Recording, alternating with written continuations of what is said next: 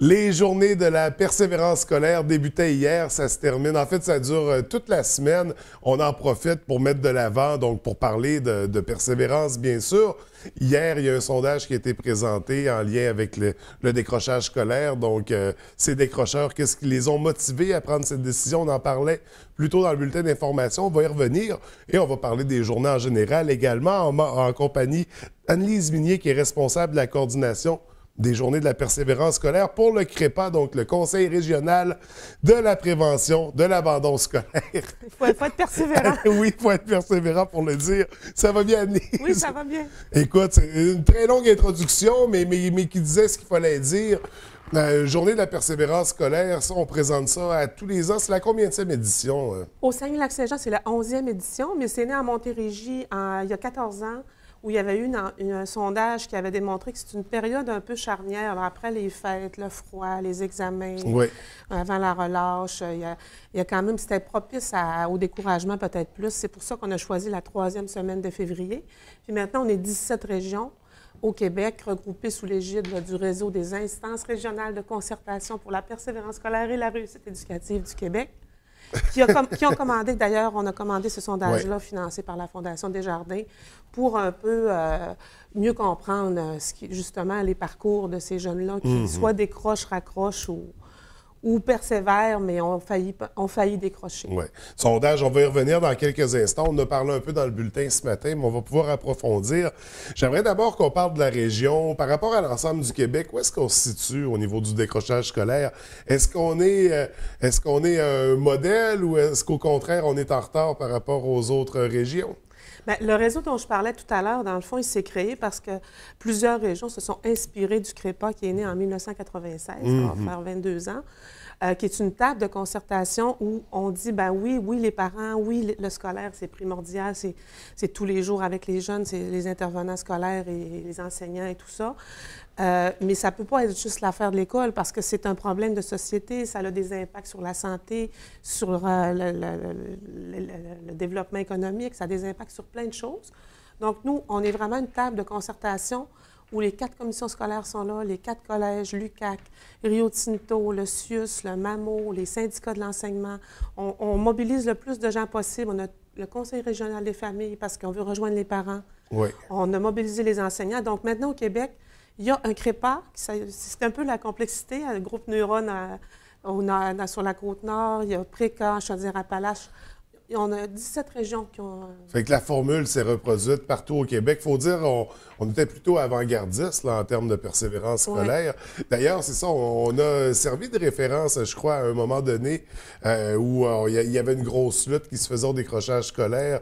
On référait souvent à la région du Saguenay-Lac-Saint-Jean à titre de modèle qui avait un taux inférieur à 20 si je me souviens bien. Mais là, en 5 ans, le dernier taux qu'on a, je l'ai ici, en 2013-14, le taux de décrochage au Saguenay était de 8,5. Donc 8, là, on est pour ça, nos filles à 6,5. Nos garçons décrochent à un petit peu plus élevé encore à 10,8, ce qui nous classe au premier rang. On varie toujours au premier rang positif, que le moins. Oui, c'est ça. Ouais. Au premier rang du plus bas taux, pas au premier rang du nombre de décrocheurs. Un gain de 5 points de pourcentage en diminution depuis 5 ans. Okay. Donc, on était à 13,5, puis là, on est à... Wow, c'est génial. Ouais. Est-ce qu'on sait la moyenne provinciale, où est-ce qu'on se situe? 16,2. 16,2. OK, mais quand même, on a quand même beaucoup diminué dans les 10 dernières années. Là, en termes de province, c'est intéressant de voir qu'il y a des résultats pour tout ce qu'on entreprend pour maintenir les jeunes à compléter leur formation scolaire.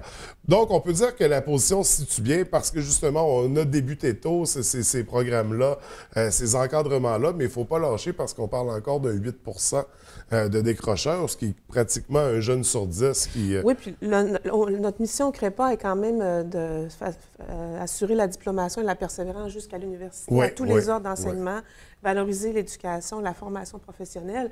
Et nos jeunes diplôment quand même dans des délais plus longs qu'avant. Il y a des parcours, justement, on va à l'éducation aux adultes, tout ça. Donc, nous, on travaille, oui, les journées de la persévérance scolaire, c'est un moment fort dans l'année pour rappeler l'importance des encouragements. C'est important toute l'année, mais on travaille aussi sur plein de chantiers. Là. On travaille avec les adultes en formation à mieux comprendre justement les déterminants qui font qu'ils persévèrent ou qui abandonnent. On a une mobilisation famille régionale. On travaille en conciliation études-travail pour favoriser. On a un outil diagnostic là, pour les jeunes qui veulent faire le bilan des fois, ils ont 80 heures d'activité dans une semaine avec l'école, le travail, la blonde, les loisirs, le sport, puis ils coupent sur le sommeil. Donc, on essaie de sensibiliser le plus d'acteurs autour des jeunes, d'informer, et on accompagne aussi par des projets plus soutenus pour faire un peu des expérimentations que d'autres milieux peuvent s'inspirer après. Donc, il y a vraiment beaucoup de choses qui sont mises en place pour lutter contre le décrochage ou encourager la persévérance. Je ne sais jamais comment le dire, tout à fait. C'est plus positif, encourager la persévérance. On y va persévérance scolaire, nous, bon. parce qu'on se dit qu'il faut être positif, justement. Mais c'est sûr que le décrochage, c'est quand même un drame individuel et ça a un coût collectif là, qu'on évaluait déjà en 2009 à 1,9 milliard par cohorte par année que ça nous coûte à la société. Wow. En frais de santé, les décrocheurs... En fait, avec le taux de scolarité qui diminue, augmente, le taux de criminalité augmente. On a moins de votation, on a moins de bénévolat. Ça a une incidence sur beaucoup de sphères de la société. Les conséquences sont directes, là, si je veux dire. Et sont palpables, sont mesurables. C'est gros. Donc, il faut encourager encore plus cette persévérance. On va parler du sondage. C'était le jour 1 des Journées de la persévérance hier. Pour marquer le coup, on a lancé ce sondage-là. On l'a présenté, en fait, les résultats. Et là, les chiffres sont quand même... ils parlent d'eux-mêmes, là. Juste un élément qui m'a beaucoup accroché, c'est 1 jeune sur 2 qui a décroché, qui était victime d'intimidation pendant son parcours scolaire. C'est direct, c'est une caractéristique, juste un élément qui pousse au décrochage, j'imagine. Qu'est-ce qui... Bien, c'est de plus en plus sur la sellette depuis peut-être les 10 dernières années, mais encore plus depuis 3-4 ans. Oui. Puis dans le fond, c'est clair qu'un jeune qui va à l'école et qui se fait intimider, qui développe une crainte d'aller à l'école, qui a peur, on peut pas, on vivrait pas ça, nous, comme adultes, d'aller travailler puis d'être intimidés. Donc, c'est un peu comme le mouvement Moi aussi, il ne faut pas accepter que des jeunes vivent ça. Puis il faut, comme jeunes, comme adultes, comme intervenants, comme parents, il faut intervenir. Il ne faut jamais que des jeunes vivent ça parce qu'on le voit, ça a une incidence directe sur la motivation d'aller à l'école, sur le fait de vouloir, d'aimer l'école et de vouloir être en classe parce que le climat scolaire dans une école, dans une classe, est un déterminant de la persévérance aussi. Puis d'ailleurs, c'est ce qui ressortait beaucoup. Le climat scolaire, l'ambiance, le milieu est un élément qui peut jouer aussi à ce niveau-là. Qu'est-ce qu'on veut dire par là? C'est pas assez... c'est un milieu qui est trop uniforme ou... Bien, en fait, souvent, même, il y a des jeunes, on voit que c'est pas les notes toujours qui sont le problème. Il y en a qui disaient avoir des notes passables, mais quand même une majorité disait « Non, j'avais des bonnes notes. Mais la persévérance scolaire, c'est un phénomène qui est complexe. C'est pour ça que c'est complexe de s'y attaquer aussi. Par contre, chaque jeune a un parcours différent. Puis nous, on travaille selon le modèle des déterminants, justement, pour accroître autour du jeune les ressources, les facteurs de protection. Un jeune qui vit plusieurs difficultés en même temps, on parle de 4 obstacles ou facteurs de risque, va accroître son risque de 10 fois plus de chances de décrocher. Donc, pour un jeune, il y a un facteur de risque qui peut avoir un impact beaucoup plus grand que pour un autre. Il y en a un qui va être plus résilient. Donc, il faut travailler sur l'ensemble des déterminants, qui est la relation maître-élève, l'importance, ça c'est primordial, le soutien affectif parental.